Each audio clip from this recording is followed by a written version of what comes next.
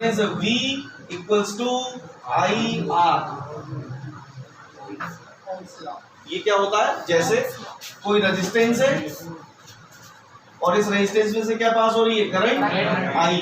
Resistance है are, तो इस रेजिस्टेंस के दोनों सिरों का पोटेंशियल डिफरेंस होगा आई आर। जैसे एक रेजिस्टेंस है मान लो 4 ओम का और इसमें से 2 एम्पियर करंट पास हो रही है। रेजिस्टेंस कितना है, 4 ओम, और करंट कितनी पास हो रही है, 2 एम्पियर। तो इसके जो दोनों सिरे हैं, ये जो 2 सिरे हैं एक्स और वाई, तो potential difference of X Y will equal to 2 into 4 यानी 8 वोल्ट।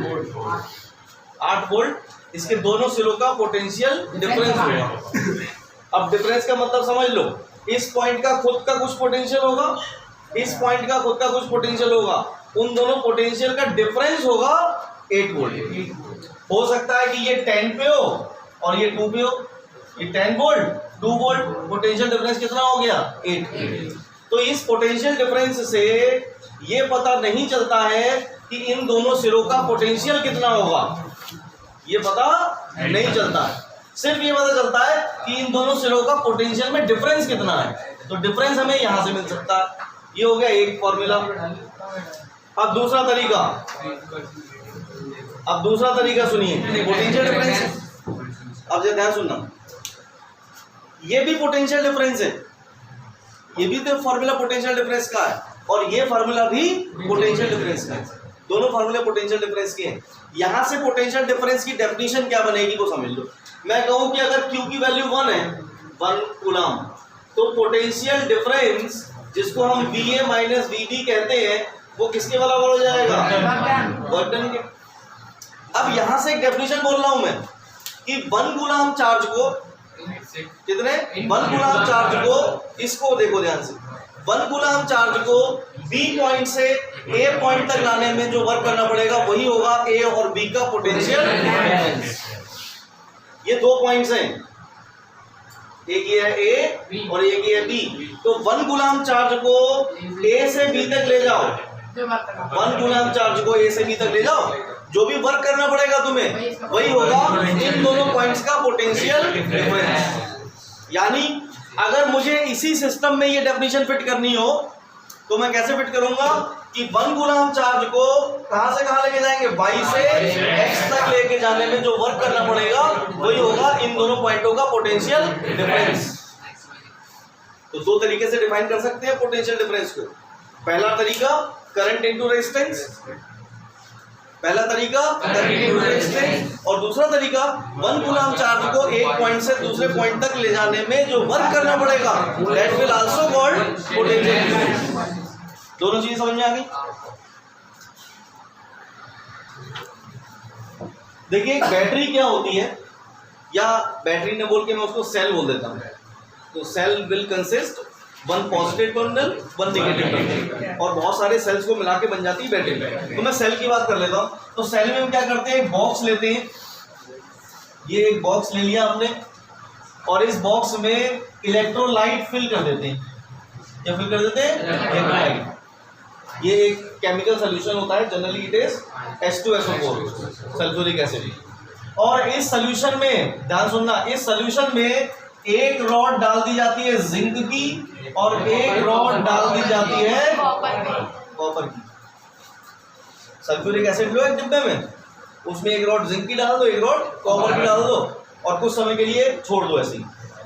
तो यू विल सी कि कुछ समय के बाद एक रॉड अपने आप पॉजिटिव बन जाएगी और एक बन जाएगी। ये सेल हमारा चार्ज हो गया। कुछ केमिकल रिएक्शंस होती हैं इसके अंदर, पहले थी सिलेबस में हमारे, अब नहीं, तो वो रिएक्शंस नहीं पढ़नी है हमें। ये सेल है हमारे पास। मैंने क्या किया, इस सेल को एक रेजिस्टेंस वायर लिया, उस रेजिस्टेंस के दोनों सिरों से कनेक्ट कर दिया। अब बहुत ध्यान से इसकी बात कीजिए। जैसे ही ये कनेक्ट करोगे, जैसे ही ये प्रोसेस कनेक्ट करोगे दोनों टर्मिनल से, तो इस पॉजिटिव चार्ज से करंट निकलेगी, इस रेजिस्टेंस कैपिटल R से पास होगी ये करंट, और लौट के ये नेगेटिव तक आएगी। अब ध्यान सुनना, इस नेगेटिव में आने के बाद होता क्या है कि इस इलेक्ट्रोड के थ्रू पास होने के बाद ये इलेक्ट्रोलाइट से भी पास होती है करंट, इलेक्ट्रोलाइट से भी। फिर से लौट के ऐसे, तो ये करंट का सर्कुलेशन कंप्लीट होता है। पॉजिटिव चार्जेस यहां से निकलेंगे पॉजिटिव और यहां तक गए, फिर इलेक्ट्रोलाइट से होते हुए पूरा सर्किट कंप्लीट करेंगे, तो करंट ऐसे पास हो रही है। अब ये जो करंट पास हो रही है, ये जो करंट पास हो रही है, इसको पास होने में दो मेन चीजें रेजिस्ट करेंगी। दो मेन चीजें ऐसी हैं जो इसको रोकती हैं, करंट के फ्लो का अपोज करती हैं। पहली चीज ये बाहर वाला रेजिस्टेंस, पहली चीज ये वायर वाला रेजिस्टेंस, और दूसरी चीज ये इलेक्ट्रोलाइट।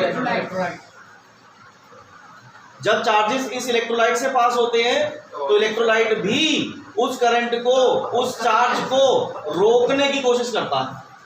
ये रेजिस्टेंस भी चार्ज के फ्लो का अपोज करेगा और ये इलेक्ट्रोलाइट भी चार्ज के फ्लो का अपोज करेगा। तो मैं ये देखता हूं कि जब ये सेल करंट पास कराती है तो दो रेजिस्टेंस इस पूरे सर्किट में है, एक रेजिस्टेंस बाहर वाला और एक रेजिस्टेंस इस सेल के अंदर वाला। बाहर वाले रेजिस्टेंस को आप लोग कहोगे एक्सटर्नल रेजिस्टेंस, ये बाहर वाला रेजिस्टेंस होगा। और जो रेजिस्टेंस इलेक्ट्रोलाइट प्रोवाइड करा रहा है, अनवांटेड रेजिस्टेंस, हम चाहते नहीं है वो, अनवांटेड इंटरनल रेजिस्टेंस, ये कौन सा है? Internal resistance. समझ में आई? तो एक्सटर्नल रेजिस्टेंस कौन सा? जो जानबूझ के हमने लगाया है सर्किट पे, जो जानबूझ के हमने सर्किट पे लगाया है। और इंटरनल रेजिस्टेंस कौन सा? जो इलेक्ट्रोलाइट रेजिस्टेंस ऑफर करता है, इलेक्ट्रोलाइट जो रेजिस्टेंस अप्लाई करता है, ये हम चाहते नहीं है, ये अनवांटेड रेजिस्टेंस। इस सेल को 1 कूलम चार्ज पूरा चक्कर कटाना है, सेल को पूरा चक्कर कटाना है। यहाँ ए पॉइंट से शुरू करना है और लौट के फिर से इसी यहाँ तक लेके आना है चार्ज को। तो इस सेल को कितनी जगह वर्क करना पड़ेगा? दो जगह। इस एक्सटर्नल सर्किट को क्रॉस करने में भी वर्क करना पड़ेगा और इंटरनल से क्रॉस करने में भी वर्क करना पड़ेगा। तो यानी कि सेल को, ध्यान सुनना, total work done, total work done to move 1 coulomb charge. 1 coulomb charge को मूव करने में टोटल कितना वर्क करना पड़ रहा है सेल को? तो लिखेंगे work done to move 1 coulomb from capital R external resistance plus work done to move 1 coulomb from internal resistance. बोलो बात समझ में है कि नहीं है? 1 कूलम चार्ज को अगर इस सेल को मूव कराना है तो बेटा कितनी जगह वर्क करना पड़ेगा? 2 जगह, एक एक्सटर्नल रेजिस्टेंस से पास कराने में और एक इंटरनल से। समझ में आ गई? तो भैया सुनो, ये भी पोटेंशियल डिफरेंस ही है तो पोटेंशियल डिफरेंस ही, ये वाला हिस्सा भी पोटेंशियल डिफरेंस है और ये वाला हिस्सा भी पोटेंशियल डिफरेंस है। तीनों पोटेंशियल डिफरेंस हैं क्योंकि work done to move 1 coulomb is called potential difference. 1 coulomb charge को मूव कराने में जो भी वर्क करना पड़ता है वो क्या कहलाता है? Potential difference. तो ये भी पोटेंशियल डिफरेंस है, ये वाला भी पोटेंशियल डिफरेंस है और ये वाला भी पोटेंशियल डिफरेंस। अब जरा ध्यान सुनना, ये जो 1.7 रीडिंग आई है ना, ये कौन सा वाला वर्क डन मानेगा? जो इस वोल्टमीटर से पास कराने में वर्क करना पड़ा। ये 1.7 कौन सी रीडिंग देगा? ये एक्सटर्नल रेजिस्टेंस को पास कराने में किया गया वर्क डन है। तो ये वाला टुकड़ा आपको बताएगा हमेशा, ये वाला वोल्टमीटर सिर्फ इतने टुकड़े की रीडिंग देगा। वोल्टमीटर को ये पता ही नहीं है कि सेल को अपने अंदर से करंट पास कराने में, अपने अंदर से 1 कूलम पास कराने में कितना वर्क करना पड़ रहा है। तो ये जो वोल्टमीटर है ये कौन सा वाला वर्क डन मेजर करेगा? जो इस वोल्टमीटर से 1 कूलम चार्ज मूव कराने में करना पड़ा। इंटरनल सर्किट से पास कराने का वर्क डन ये मेजर बस समझ में आई? अब सुनो तीसरी बात, ये जो टोटल वर्क डन है ना, ये भी पोटेंशियल डिफरेंस है, ये वाला भी पोटेंशियल डिफरेंस है और ये भी पोटेंशियल डिफरेंस है। तो बहुत कंफ्यूजन है, तीनों पोटेंशियल डिफरेंस है। तो बेटा कंफ्यूजन से बचने के लिए इन तीनों के अलग अलग नाम रख दिए गए। टोटल को नाम दे दिया EMF, सब समझ लिया, electromotive force, total work done को। और सिर्फ एक्सटर्नल वाले को नाम रख दिया गया TPD, terminal potential difference, terminal potential difference. और इसका कहीं कोई जरूरत नहीं पड़ती है, तो इसको कोई ऐसा स्पेसिफिक नाम नहीं दिया है, ये भी पोटेंशियल डिफरेंस। अब मुझे बताना जरा, ये वोल्टमीटर कौन सा पोटेंशियल डिफरेंस बताएगा, ईएमएफ या terminal potential difference? Terminal potential difference कौन सा दिखाएगा?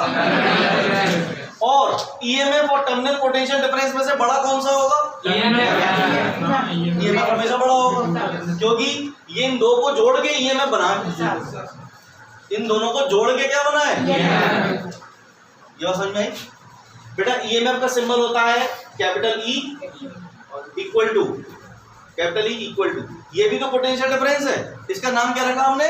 Terminal potential difference. इसका सिंबल होता है V, इसका सिंबल V, और प्लस में क्या बचा? Work done to move one coulomb through internal, ये है, तो इसको मैं इंटरनल पोटेंशियल डिफरेंस बोल दूं? क्या बोल दूं? लेकिन अभी तक किसी किताब में किसी राइटर ने इसको नाम नॉमिनेट नहीं किया है, नाम इसका रखा ही नहीं, तो हम भी नाम नहीं रख रहे, हम भी इसको नाम, हम क्या करते हैं ध्यान देना, मुझे ये पता है कि ये है तो पोटेंशियल डिफरेंस ही, और पोटेंशियल डिफरेंस को मैं IR की टर्म्स में भी लिख सकता हूं, पोटेंशियल डिफरेंस को मैं IR की टर्म्स में भी लिख सकता हूं। तो मैं काम करता हूं, इंटरनल रेजिस्टेंस का नाम रख दिया मैंने स्मॉल r, एक्सटर्नल का रेजिस्टेंस का नाम रख दिया कैपिटल R। तो ये बताओ, ये वाला जो टर्म है वो I के साथ कैपिटल R लूं कि स्मॉल r? हो गया मामला, समझ में आई? और अगर चाहो इसको लिखना चाहो तो इसको भी लिख सकते हो कि E बराबर I capital R plus I small r। बोलो बात समझ में आ गई कि नहीं?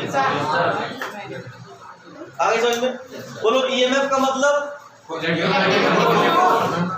Work done to move one coulomb charge through external plus internal, दोनों, वन कूलम चार्ज को एक्सटर्नल और इंटरनल दोनों से भेजने में जो वर्क करना पड़ेगा उसको बोलेंगे EMF। और टर्मिनल पोटेंशियल डिफरेंस माने work done to move one coulomb through external, कौन सा वाला? सिर्फ, समझ में आ गई?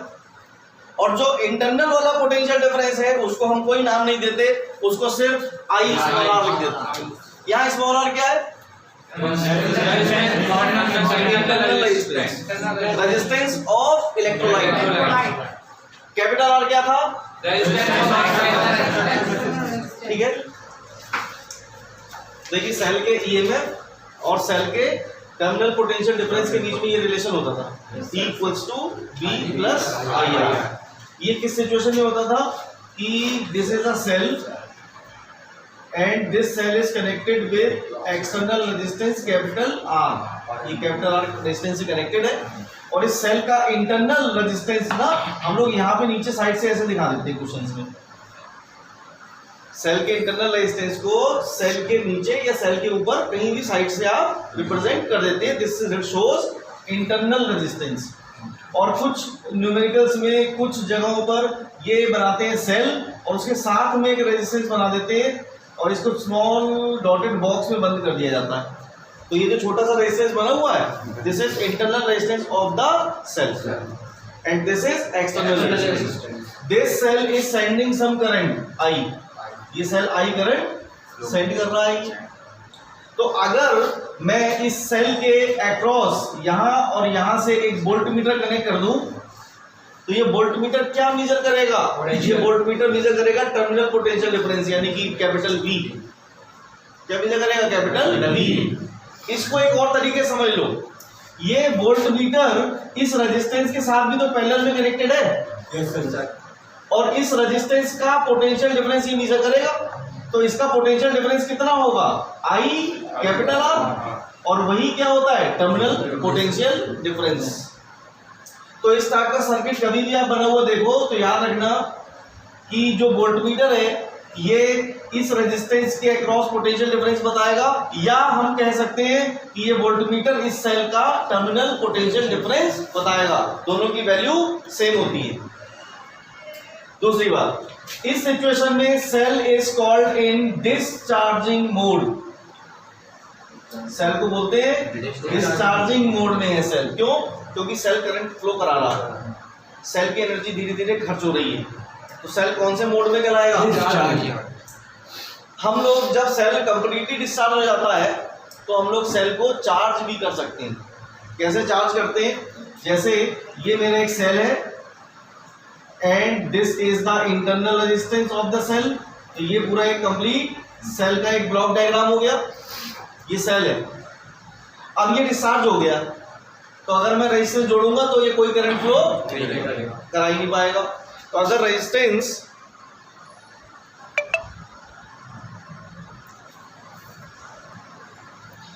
अगर ये करंट फ्लो नहीं करा पा रहा है तो इसका मतलब हमें इसको चार्ज करना पड़ेगा। तो चार्ज कैसे करते हैं, ध्यान सुनना। इस सेल को किसी स्ट्रॉन्ग बैटरी के साथ कनेक्ट करोगे। कैसे?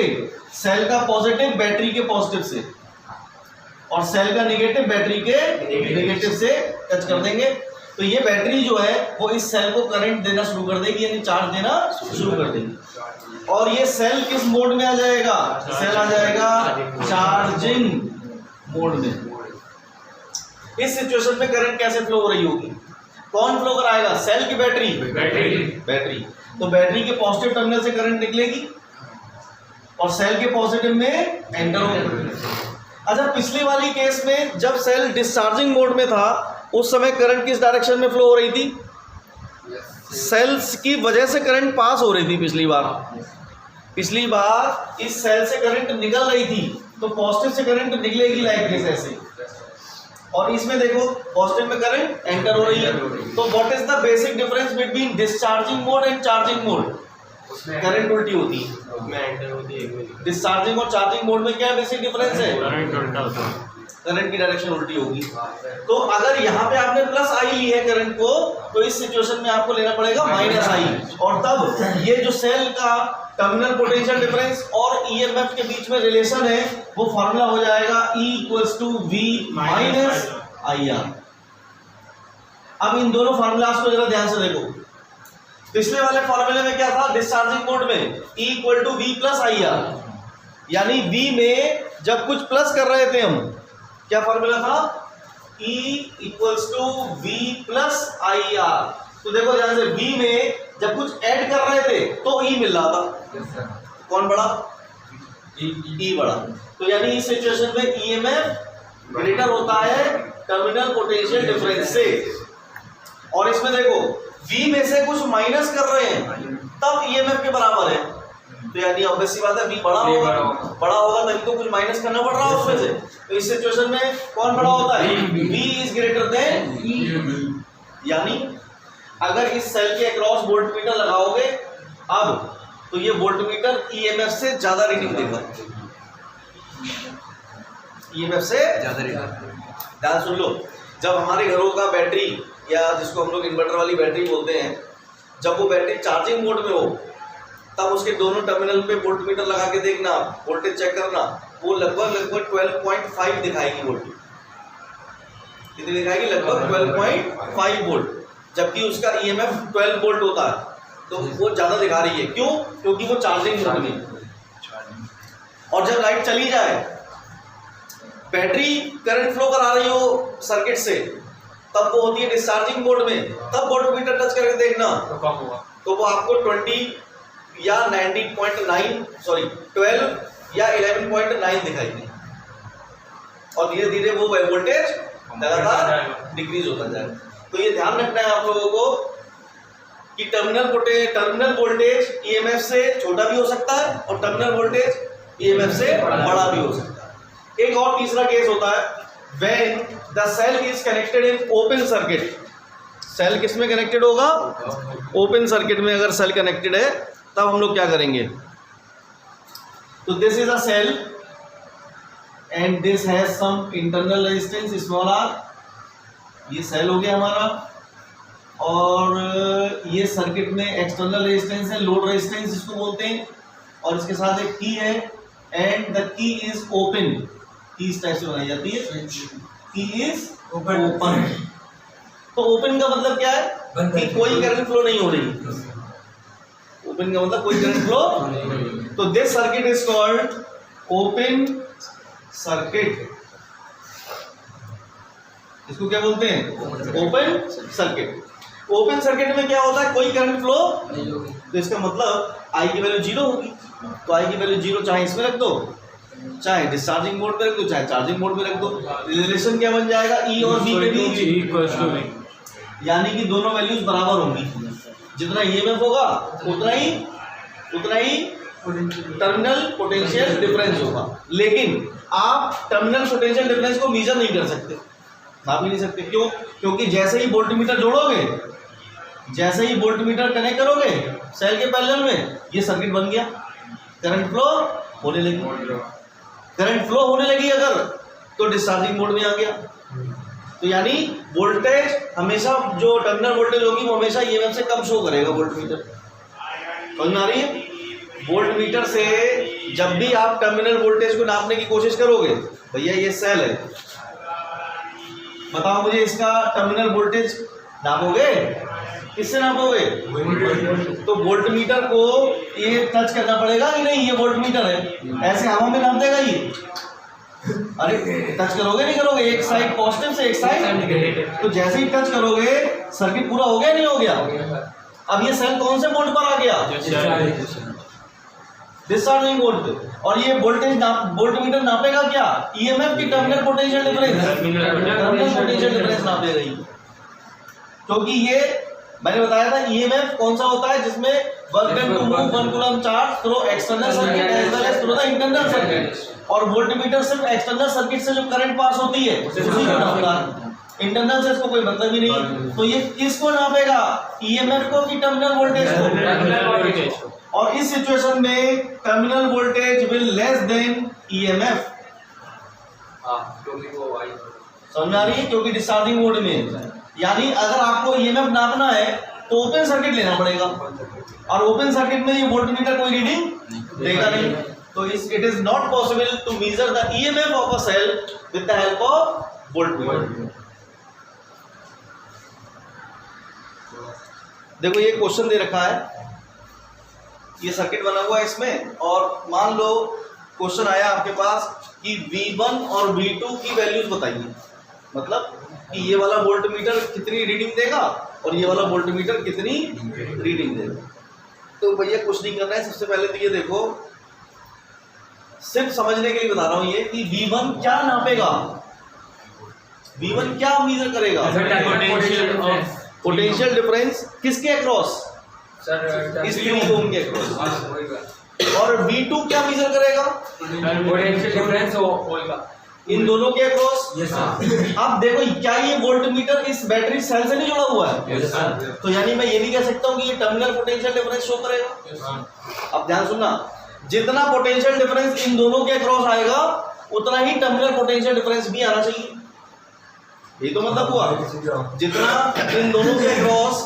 अभी 1 मिनट के लिए अगर इसको इग्नोर मार दो और सिर्फ V2 को देखो, तो जितना पोटेंशियल डिफरेंस इन दोनों के अक्रॉस आएगा वही terminal potential difference of the cell होना चाहिए। तो ये सारी चीजें सॉल्व करने के लिए सबसे पहले आपको करंट सर्किट डायग्राम बनाना पड़ेगा। करंट बनानी पड़ेगी, कितनी कितनी किधर से जाएगी। ठीक, तो याद रखना कि जो भी सेल होता है या बैटरी होती है उसके पॉजिटिव टर्मिनल से करंट निकलती है, चलती है ना, पॉजिटिव टर्मिनल से चली। मान लीजिए आई करंट प्रोड्यूस कर रही है battery. This I current then passes through this ammeter. ये आई करंट एमीटर से पास होकर यहां तक आ गई। अब इस आई करंट के पास 2 रास्ते हैं, एक ऊपर से एक इधर से। हम ये मान के चलते हैं कि वोल्टमीटर का रेजिस्टेंस इनफाइनाइट होता है, यानी वोल्टमीटर से हम ये मान लेते हैं कि कोई करंट पास नहीं होगी। याद रहेगा, वोल्टमीटर का रेजिस्टेंस हम मान के चलते हैं इनफाइनाइट। तो आई करंट जो आ रही थी वो उसमें से कुछ भी ऊपर नहीं जाएगी, सब पूरी आई करंट इधर आ गई। अब इस आई को फिर 2 रास्ते मिले, ऊपर जाएगी क्या? नहीं जाएगी। पूरी आई करंट इधर आ गई, यही पूरी आई इधर चली गई, फिर आई लौट के सेल में वापस आ गई, सर्किट पूरा हो गया। सर्किट अब ये बताओ इस सर्किट का टोटल रेजिस्टेंस कितना है? Total resistance of this circuit, total resistance of this circuit. यहां से चलना शुरू करिए तो ये पड़ा पहला रेजिस्टेंस, फिर दूसरा रेजिस्टेंस और फिर ये तीसरा रेजिस्टेंस, तीनों सीरीज में है, तीनों resistance.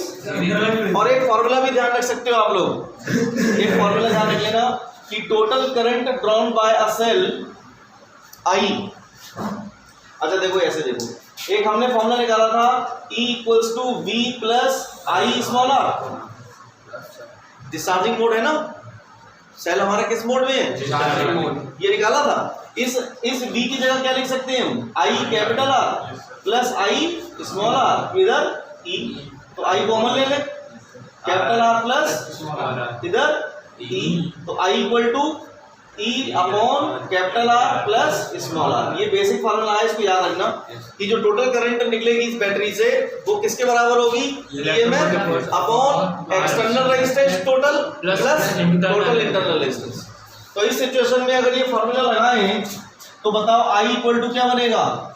EMF of the cell 12, external कितना है टोटल? 3 2 3 6, और प्लस इंटरनल कितना है? तो ये हो गया 12 अपॉन 8, 4 2 जा 4 3 जा, तो करंट कितनी आ गई? 1.5 एम्पियर। ये तो करंट आ गई, ये क्या आ गई? अब बताओ V1 क्या दिखाएगा? V1 क्या रिप्रेजेंट करेगा? V1 रिप्रेजेंट कर रहा है पोटेंशियल डिफरेंस किसका? 3 ओम का। तो हम क्या निकाल लें? मैं ये निकालता हूं रीडिंग ऑफ V1, ध्यान देना, reading of V1 voltmeter equal to potential difference across 3 ohm, इस वाले 3 ओम का। और पोटेंशियल डिफरेंस किसी भी रेजिस्टेंस के अक्रॉस निकालना होता है तो क्या फॉर्मूला चलता है? IR, V इक्वल टू, तो लगा दो फॉर्मूला I, मतलब इसमें से कितनी करंट पास हो रही है? I, और रेजिस्टेंस कितना है? 3, तो कितना आ गया? 4.5 वोल्ट। तो ये आपको रीडिंग देगा 4.5 वोल्ट की। समझ में? अब सुनो, V2 की रीडिंग अगर आपको निकालनी है, V2 की, तो V2 किस किस के अक्रॉस पोटेंशियल डिफरेंस दे रहा? 3 ओम प्लस 3 ओम का, इन दोनों को निकलेगा, यानी potential difference across 3 ohm plus potential difference across 3 ओम। तो या मैं ऐसा ही बोल दूं पोटेंशियल डिफरेंस अक्रॉस 6 ओम, टोटल रेजिस्टेंस तो 6 ओम है, तो क्या लिख दें? पोटेंशियल डिफरेंस अक्रॉस 6 ओम। तो ये 6 ओम जो रेजिस्टेंस है दोनों को मिला के उसमें से कितनी करंट पास हो रही है? I 1.5 into 6 कितना आ जाएगा? 9 वोल्ट, यानी इसकी रीडिंग कितनी आएगी? 9 वोल्ट। अब सुनो, ये वाला जो वोल्ट मीटर है ये डायरेक्ट बैटरी से भी कनेक्टेड है, यानी ये बैटरी का टर्मिनल पोटेंशियल डिफरेंस भी शो करेगा। तो यानी टर्मिनल पोटेंशियल डिफरेंस इतना ही निकलना चाहिए, इतना ही टर्मिनल पोटेंशियल डिफरेंस निकलना चाहिए। चेक कर ले, फार्मूला कौन सा लगाएंगे? E equal to V plus E की जगह 12, V तुम्हें निकालना है, करंट कितनी फ्लो हुई थी, और into small r internal resistance. Check कर लो V की वैल्यू 9 आ रही है क्या? Yes sir. तो इसका मतलब कि हमारा जो कंक्लूजन था that was correct.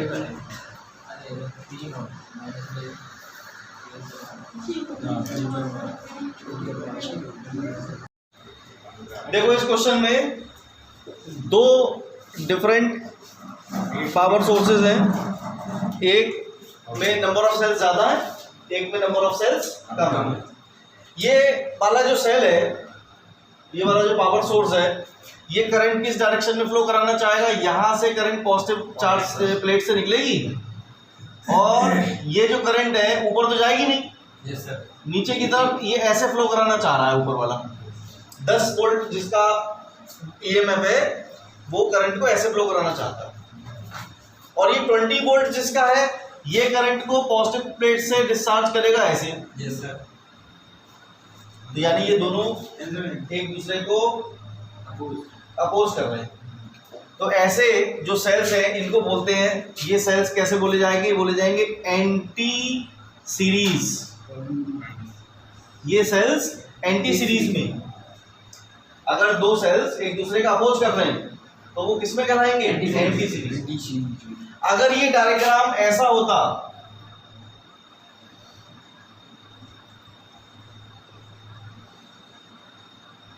Like this, इस टाइप से, तो देखिए ये सिचुएशन में ये वाला सेल करंट को किधर प्रोड्यूस कराना चाहेगा? इस तरफ, ऐसे नीचे की तरफ, ऐसे फर्स्ट वाला सेल।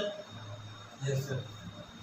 और ये सेकंड वाला जो है ये भी पॉजिटिव इधर को करंट प्रोड्यूस कर रहा था, ये भी ऐसे, ये भी करंट को सेम, दोनों एक दूसरे को सपोर्ट कर रहे हैं।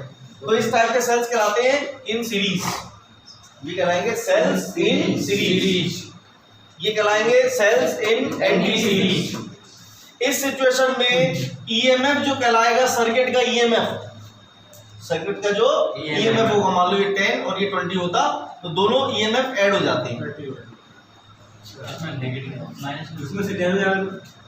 और इस सिचुएशन में क्योंकि दोनों एक दूसरे का अपोज कर रहे हैं, तो जो नेट ईएमएफ बनेगा सर्किट का वो बनेगा बड़े वाले में से छोटे वाले को माइनस करोगे, 20 माइनस 10 वोल्ट। और जो एक्चुअल में इधर एक्चुअल में जो करंट फ्लो होगी वो इस 20 की वजह से होगी ऊपर की तरफ ऐसे। ये सेल करंट फ्लो नहीं करा पाएगा। तो अब ये सेल कौन से मोड में आ गया? चार्जिंग की डिस्चार्जिंग? Charging mode. यानी ये जो सेल है वो आ गया अब चार्जिंग मोड में, नीचे वाला cell discharging mode. Now find the value of current through this circuit. इस सर्किट से कितनी करंट पास होगी? तो करंट पास कराने का फॉर्मूला करंट का क्या होता है? Total EMF upon total resistance. तो टोटल ईएमएफ कितना लिखोगे? 10। और total resistance of this circuit 2 + 2 4, तो इट विल 2.5 एम्पियर। करंट आ गई 2.5। अब तुम्हें निकालना क्या था? निकालना था इस वोल्टमीटर की वैल्यू। ये वोल्टमीटर क्या बताएगा? इस सेल का टर्मिनल पोटेंशियल डिफरेंस, इस सेल का टर्मिनल पोटेंशियल डिफरेंस। तो सेल के लिए अगर मैं सेल के लिए बात करें, अगर हम सेल, तो E = क्या लिखोगे फॉर्मूला? V आगे माइनस IR। माइनस क्यों? क्योंकि चार्जिंग मोड में है। और यही फॉर्मूला इसके लिए क्या बनता है? बैटरी के लिए क्योंकि डिस्चार्जिंग मोड में। तो कितना आएगा? E की जगह 10, V निकालना है, माइनस I की जगह 2.5 और into internal resistance of this 5 हो गया। 5 इधर आएगा तो 15। यानी कि इस सेल का टर्मिनल पोटेंशियल डिफरेंस कितना आ गया? आप ध्यान सुनना, एग्जाम में आ गया तो यहीं तक छोड़ देना। 15 वोल्ट ये रीडिंग दिखाएगा, लेकिन मेरे दिमाग में एक बात और आ रही है कि ये जो सेल, ये जो वोल्टमीटर है, ये इस वाली बैटरी के साथ भी तो पैरेलल में कनेक्टेड है। तो इस बैटरी का टर्मिनल वोल्टेज भी 15 आना चाहिए। चेक करते हैं इस वाली बैटरी के लिए। तो फॉर बैटरी के लिए E = फॉर्मूला क्या चलाओगे? V + IR। E की जगह 20 = V निकालना है, प्लस करंट 2.5 और इंटू इसका इंटरनल रेजिस्टेंस 2, ये 5 हो गया।